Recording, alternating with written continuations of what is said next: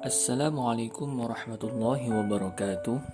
Selamat datang di pembelajaran daring kali ini bersama saya Ahmad Maliki dengan mata pelajaran fikih. Kita akan membahas bab 1 fikih dan perkembangannya.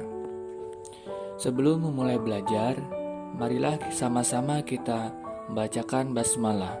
Bismillahirrahmanirrahim. Lanjut tujuan pembelajaran. Jadi nantinya setelah melaksanakan kegiatan pembelajaran melalui WA dan aplikasi pembelajaran Classroom dengan penayangan video slide ditambah aplikasi KineMaster, siswa mampu menjelaskan isi teks atau slide, menerapkan percakapan, menerangkan isi teks bacaan, menyusun teks tulis yang terkait topik, fikih dan perkembangannya. Kemudian, peta konsep fikih ada 3. Yang pertama, konsep fikih dalam Islam. Kedua, ruang lingkup fikih. Yang ketiga, periodisasi perkembangan ilmu fikih. Oke, lanjut. A. Konsep fikih dalam Islam.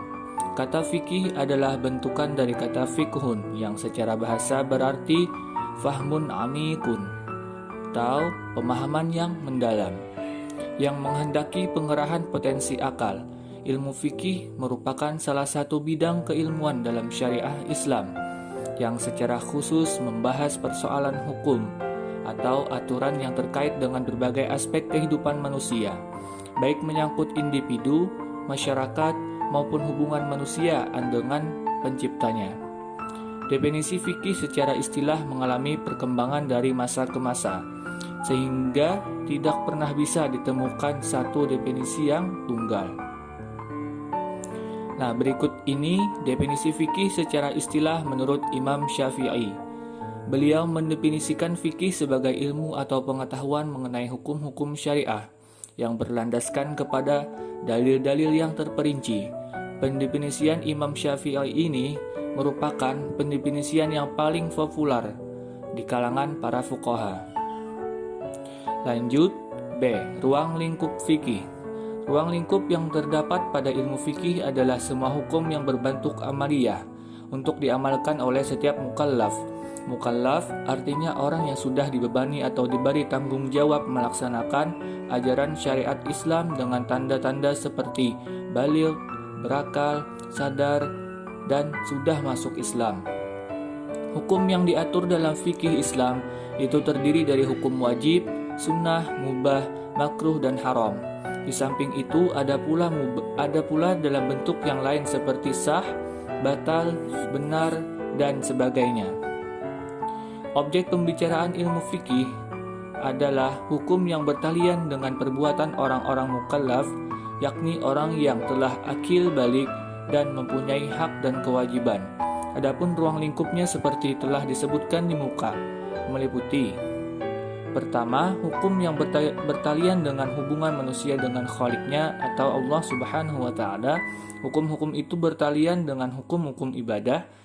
Yang kedua, hukum-hukum yang bertalian dengan muamalat, yaitu hukum-hukum yang mengatur hubungan manusia dengan sesamanya, baik pribadi maupun kelompok, dalam segi transaksi finansial. Lanjut, yang ketiga, hukum-hukum munakahah atau pernikahan. Ini sering juga disebut dengan hukum keluarga atau al-ahwal asy-syakhsiyah. Hukum ini mengatur manusia dalam keluarga baik awal pembentukannya sampai pada akhirnya. Yang keempat, hukum jinayah atau hukum perdata, yaitu hukum yang mengikat manusia dengan kehidupan sehari-hari dalam berbangsa dan bernegara. Keempat hukum Islam inilah yang dibicarakan dalam kitab-kitab fikih dan terus berkembang hingga saat ini. Kemudian C. Periodisasi perkembangan ilmu fikih. Menurut Syekh Abdul Wahab Khalaf, perkembangan tarik at-tashri' atau fikih Islam terbagi menjadi 4 periode, yakni 1. Periode Rasulullah SAW. Yang kedua, periode sahabat. Yang ketiga, periode tadwin. Yang keempat, periode taklid. Yang pertama, periode Rasulullah SAW terbagi menjadi 2. Yang pertama, periode Mekah. Yang kedua, periode Madinah. Oke, lanjut. A. Periode Mekah. Dalam masa ini, umat Islam masih sedikit dan masih lemah, belum dapat membentuk dirinya sebagai suatu umat yang mempunyai kedaulatan dan kekuasaan yang kuat. Nabi telah mencurahkan tauhid ke dalam jiwa masing-masing individu dalam masyarakat Arab, serta menjauhkan manusia dari menyembah berhala menuju penghambaan yang nyata. Di samping beliau menjaga diri dari aneka rupa gangguan bangsanya. Kemudian B. Periode Madinah. Periode kedua dalam periode Nabi ialah periode Madinah, yakni masa di mana Nabi Muhammad SAW telah berhijrah ke Madinah dan menetap di sana selama 10 tahun sampai beliau wafat. Dalam masa inilah umat Islam berkembang dengan pesatnya dan pengikutnya terus-menerus bertambah. Nabi Muhammad SAW mulai membentuk suatu masyarakat Islam yang berkedaulatan. Karena itu timbullah keperluan untuk membentuk syariat dan peraturan-peraturan bagi masyarakat guna mengatur hubungan antar anggota masyarakat satu dengan lainnya dan hubungan mereka dengan umat lainnya dalam tatanan kehidupan sehari-hari.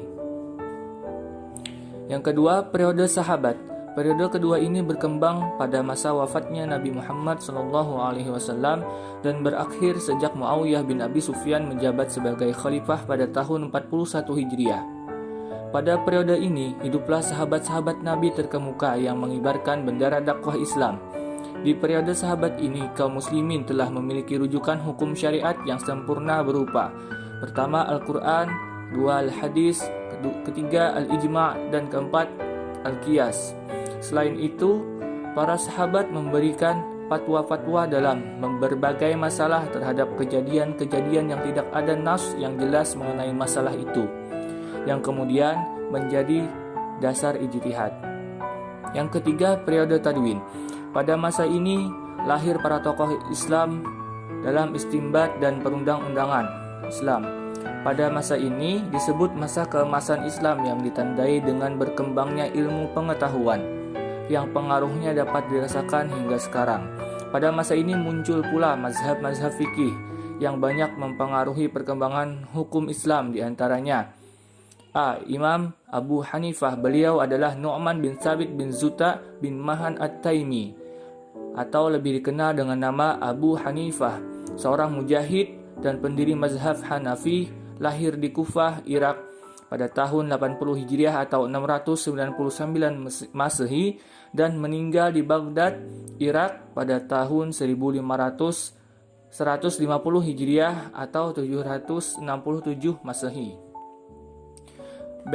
Imam Malik. Beliau adalah Malik bin Anas bin Malik bin Amr al-Humairi dan al-Asbahi al-Madani.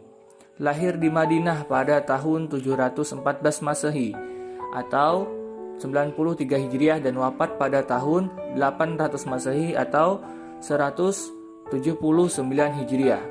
Beliau terkenal dengan kecerdasan yang luar biasa. Beliau memiliki buah karya yang sangat terkenal, yakni kitab Al-Muwatta. C. Imam Asy-Syafi'i. Beliau adalah Abu Abdillah Muhammad bin Idris Asy-Syafi'i Al-Muttalibi Al-Quraisy, seorang mufti besar Sunni Islam dan pendiri mazhab Syafi'i. Lahir di Palestina tahun 150 Hijriah atau 767 Masehi dan wafat di Mesir tahun 204 Hijriah atau 819 Masehi. Beliau masih tergolong kerabat Nabi melalui jalur kakeknya yang bernama Al-Muttalib, yakni saudara dari Hashim yang merupakan kakek Nabi Muhammad SAW. Yang bagian D, Imam Ahmad bin Hanbal. Imam Ahmad bin Hanbal lahir di Baghdad pada bulan Rabiul Awal tahun 164 Hijriah. Pada nasabnya ia bernama Ahmad bin Muhammad bin Hanbal bin Hilal dari kalangan Bani Syaiban, salah satu kabilah di Arab.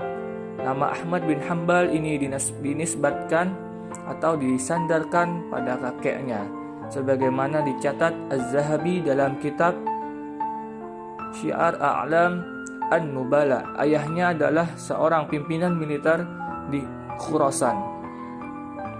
Yang terakhir, periode taklid. Periode taklid adalah masa ketika semangat himmah para ulama untuk melakukan ijtihad mutlak mulai melemah dan mereka kembali kepada dasar tasyri' yang asasi dalam pengistimbatan hukum dari nas Al-Quran dan As-Sunnah. Secara umum, sikap taklid disebabkan oleh keterbelengguan akal pikiran sebagai akibat hilangnya kebebasan berpikir. Sekian materi pada kesempatan kali ini. Atas perhatiannya, saya ucapkan terima kasih. Wassalamualaikum warahmatullahi wabarakatuh.